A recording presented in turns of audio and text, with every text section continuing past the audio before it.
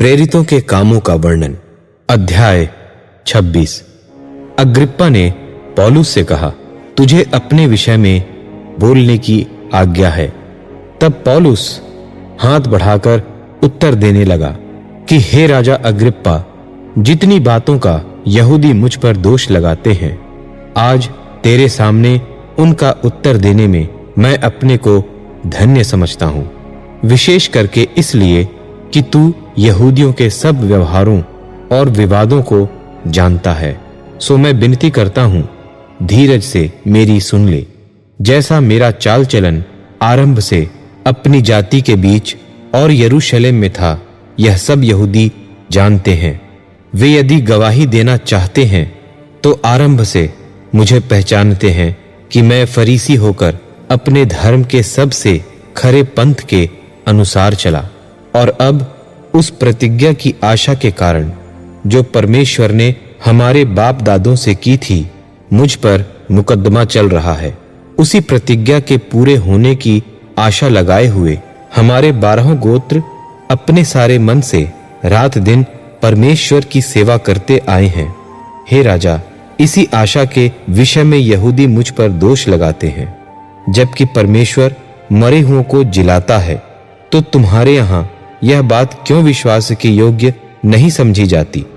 मैंने भी समझा था कि यीशु नासरी के नाम के विरोध में मुझे बहुत कुछ करना चाहिए, और मैंने यरूशलेम में ऐसा ही किया और महायाजकों से अधिकार पाकर बहुत से पवित्र लोगों को बंदी गृह में डाला। और जब वे मार डाले जाते थे तो मैं भी उनके विरोध में अपनी सम्मति देता था, और हर आराधनालय में मैं उन्हें ताड़ना दिला दिलाकर यीशु की निंदा करवाता था, यहाँ तक कि क्रोध के मारे ऐसा पागल हो गया कि बाहर के नगरों में भी जाकर उन्हें सताता था। इसी धुन में जब मैं महायाजकों से अधिकार और परवाना लेकर दमिश्क को जा रहा था, तो हे राजा, मार्ग में दोपहर के समय मैंने आकाश से सूर्य के तेज से भी बढ़कर एक ज्योति अपने और अपने साथ चलने वालों के चारों ओर चमकती हुई देखी। और जब हम सब भूमि पर गिर पड़े तो मैंने इब्रानी भाषा में मुझसे यह कहते हुए यह शब्द सुना कि हे शाऊल, तू मुझे क्यों सताता है? पैने पर लात मारना तेरे लिए कठिन है। मैंने कहा, हे प्रभु, तू कौन है? प्रभु ने कहा, मैं यीशु हूं जिसे तू सताता है।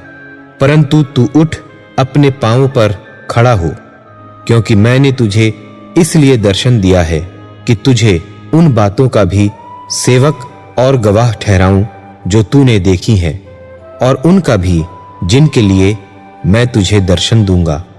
और मैं तुझे तेरे लोगों से और अन्य जातियों से बचाता रहूंगा, जिनके पास मैं अब तुझे इसलिए भेजता हूं कि तू उनकी आंखें खोले, कि वे अंधकार से ज्योति की ओर और शैतान के अधिकार से परमेश्वर की ओर फिरें, कि पापों की क्षमा और उन लोगों के साथ जो मुझ पर विश्वास करने से पवित्र किए गए हैं मिरास पाएं। सो हे राजा अग्रिप्पा, मैंने उस स्वर्गीय दर्शन की बात न टाली, परंतु पहले दमिश्क के, फिर यरूशलेम के रहने वालों को, तब यहूदिया के सारे देश में और अन्य जातियों को समझाता रहा कि मन फिराओ और परमेश्वर की ओर फिरकर मन फिराव के योग्य काम करो। इन बातों के कारण यहूदी मुझे मंदिर में पकड़ के मार डालने का यत्न करते थे। सो परमेश्वर की सहायता से मैं आज तक बना हूं, और छोटे बड़े सभी के सामने गवाही देता हूं, और उन बातों को छोड़ कुछ नहीं कहता जो भविष्यद्वक्ताओं और मूसा ने भी कहा कि होने वाली है, कि मसीह को दुख उठाना होगा, और वही सबसे पहले मरे हुओं में से जी उठकर हमारे लोगों में और अन्य जातियों में ज्योति का प्रचार करेगा। जब वह इस रीति से उत्तर दे रहा था तो फेस्तुस ने ऊंचे शब्द से कहा, हे पौलुस, तू पागल है, बहुत विद्या ने तुझे पागल कर दिया है। परंतु उसने कहा, हे महाप्रतापी फेस्तुस, मैं पागल नहीं, परंतु सच्चाई और बुद्धि की बातें कहता हूं। राजा भी, जिसके सामने मैं निडर होकर बोल रहा हूं, ये बातें जानता है, और मुझे प्रतीति है कि इन बातों में से कोई उससे छिपी नहीं, क्योंकि यह घटना तो कोने में नहीं हुई।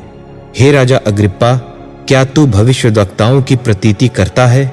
हाँ, मैं जानता हूं कि तू प्रतीति करता है। तब अग्रिप्पा ने पौलुस से कहा, तू थोड़ी ही समझाने से मुझे मसीही बनाना चाहता है? पौलुस ने कहा, परमेश्वर से मेरी प्रार्थना यह है कि क्या थोड़े में, क्या बहुत में, केवल तू ही नहीं, परंतु जितने लोग आज मेरी सुनते हैं, इन बंधनों को छोड़ वे मेरे समान हो जाएं। तब राजा और हाकिम और बिरनीके और उनके साथ बैठने वाले उठ खड़े हुए और अलग जाकर आपस में कहने लगे, यह मनुष्य ऐसा तो कुछ नहीं करता जो मृत्यु या बंधन के योग्य हो। अग्रिप्पा ने फेस्तुस से कहा, यदि यह मनुष्य कैसर की दुहाई न देता तो छूट सकता था।